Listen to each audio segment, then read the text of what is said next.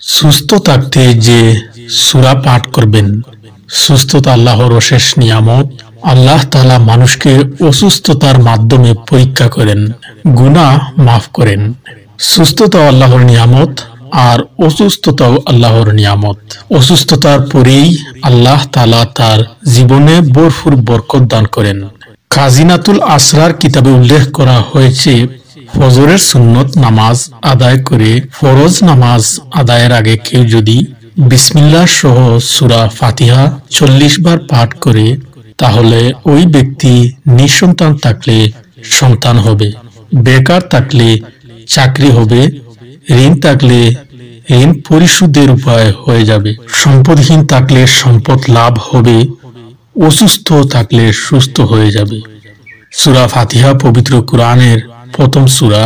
ফাতিহা ছাড়াও সাবউল মাসানি, উম্মুল কুরআন, ফাতিহাতুল কিতাব সহ একাধিক নাম রয়েছে এ সূরার। আল্লাহ তাআলা এই সূরায় বান্দাদের করণীয় বিষয়ে জানিয়েছেন।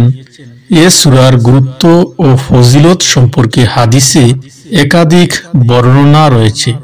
এর আমলের মাধ্যমে বিভিন্ন রোগ থেকে মুক্তি পাওয়া যায়। সূরা ফাতিহার আমল। সূরা ফাতিহাকে রাসূল সাল্লাল্লাহু আলাইহি ওয়াসাল্লাম সমগ্র রোগের মহা ঔষধ বলেছেন।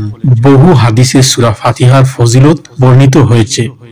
হযরত জাফর সাদেক রাদিয়াল্লাহু তাআলা আনহু বর্ণনা করেন, সূরা ফাতিহা 40 বার পাঠ করে পানির উপর দম করে কোন জ্বরে আক্রান্ত লোকের মুখমণ্ডলে ছিটিয়ে দিলে এর বরকতে জ্বর দূরীভূত হয়ে যাবে। ফজরের নামাজের সুন্নত ও ফরজ নামাজের মধ্যবর্তী সময়ে 41 বার এ সূরা পাঠ করে চোখে ফু দিলে চোখের ব্যথা দূর হয়।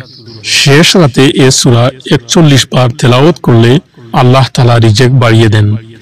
এ সূরা 40 দিন নিয়মিত তেলাওয়াত করে পানিতে ফু দিয়ে অসুস্থ ব্যক্তিকে পান করালে আল্লাহ অসুস্থতা দূর করে দেবেন। বুখারী শরীফের হাদিস।